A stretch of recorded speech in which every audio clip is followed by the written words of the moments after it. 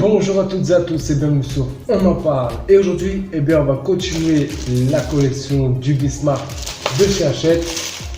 Et il y a pas mal de petites pièces.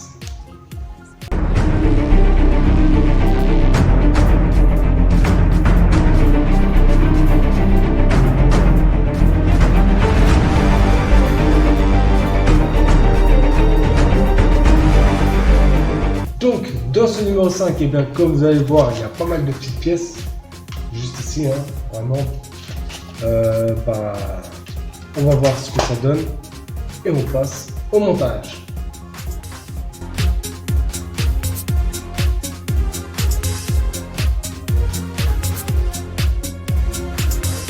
Alors, qu'est-ce qu'il y a dans ce fascicule numéro 5?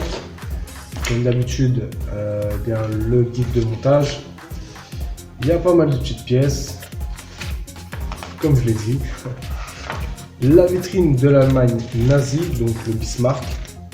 Là, c'est Chamberlain, l'ancien premier ministre britannique. Là, c'est donc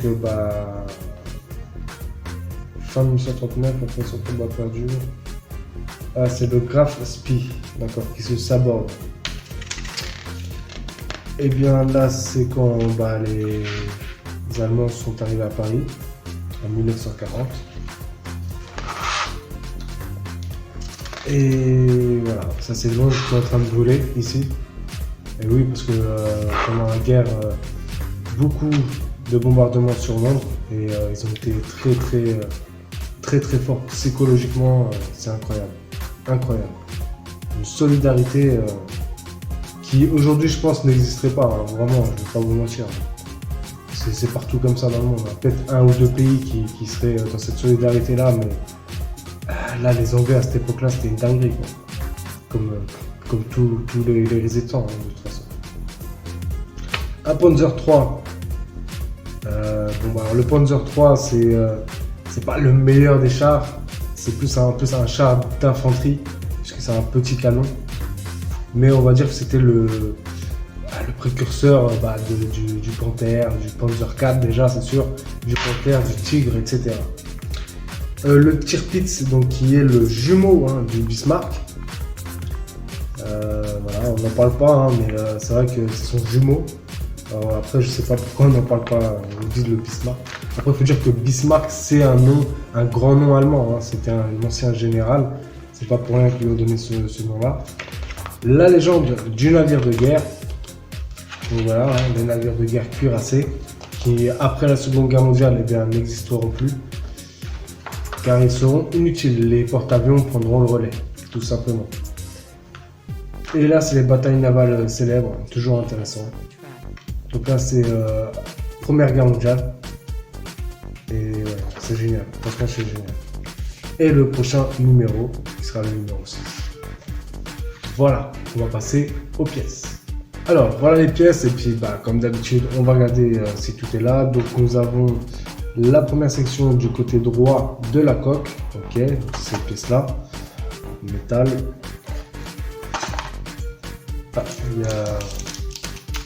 Il y a des vis AM. Ok, ça je sais pas ce que c'est. Ouais, ça rien de spécial. Donc là le paint toujours aussi bon. Ok. Ensuite 5.2, donc c'est la pièce de jonction, donc c'est la même chose que le numéro précédent. Hop, en métal, on est là. 2 capots de protection pour les puits de chaîne, donc c'est ça. Ce sont les capots de protection. Il y en a 2.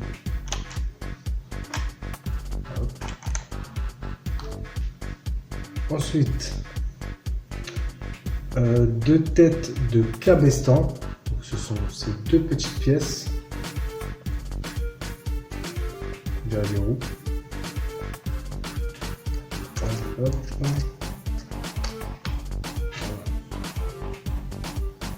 Ensuite, 2 tambours de cabestan, un rouge et un vert, qui sont là. Donc là, c'est le vert. Hop. Et là, c'est le rouge. Voilà. Deux arbres de cabestan qui sont là. Ok. Arbre de cabestan. Deux parties inférieures de tambour de cabestan. Donc c'est ces deux parties là. Hop. Ok. Et pour terminer, deux parties inférieures de tambour de cabestan.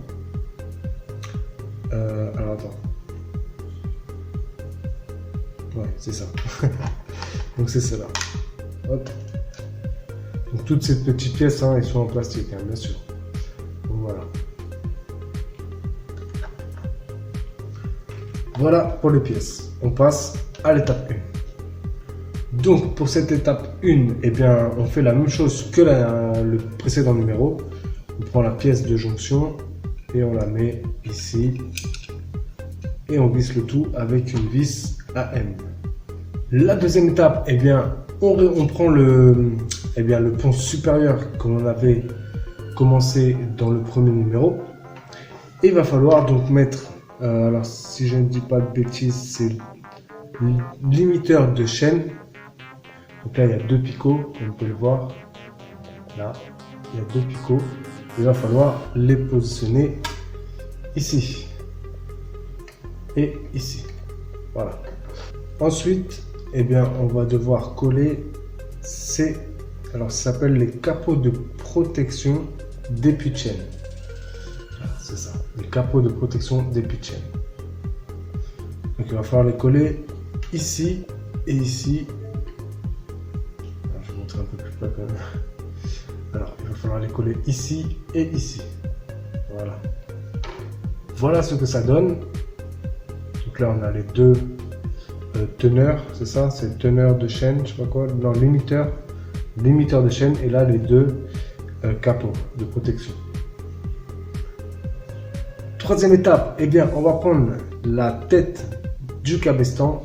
Là nous avons la roue verte, il ne faudra pas se tromper, et on va prendre un arbre de cabestan. Ce qu'il faut faire, c'est mettre la tête là où vous voyez, il y a une espèce de picot, de tenon ici. Voilà, comme ça, hop.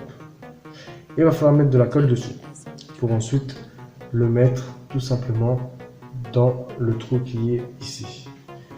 Donc, on y va, on met de la colle. Voilà, hop. On prend l'arbre de je sais pas quoi et on colle comme ceci, tout simplement. Ensuite, eh bien, on prend le cabestan vert, hein, ne vous trompez pas, et il faut l'insérer dedans délicatement parce que c'est serré. Ok, c'est serré. Donc là, il va falloir y aller tout doucement, comme ceci. Voilà, on insère dedans jusqu'au bout. S'il veut bien aller, je sais pas s'il va jusqu'au bout. Regardez, j'ai pas l'impression qu'il va jusqu'au bout. On va tenter. Ah, c'est quand même, voilà. Donc voilà, il faut aller jusqu'au bout, comme vous pouvez le voir. Ensuite, eh bien, il va falloir mettre le tambour. Non, ça c'est ça le tambour. Je me perds avec ces pièces, c'est incroyable. Eh bien, il va falloir mettre la partie inférieure du tambour et de ce côté-ci, donc comme ceci. Voilà, il va falloir la mettre comme ceci, ici. Ouais. Comme ceci. Donc là, on le pousse et voilà ce que ça donne.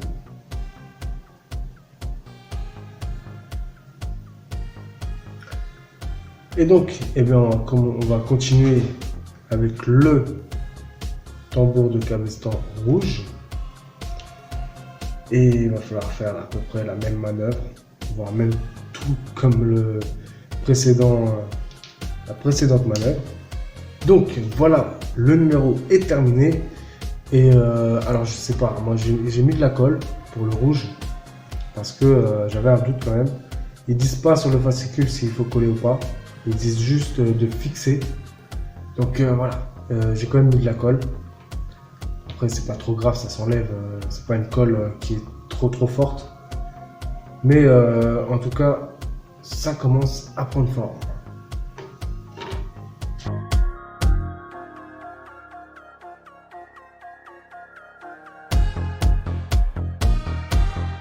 Et bien voilà, donc ce numéro 5 était assez sympathique encore une fois.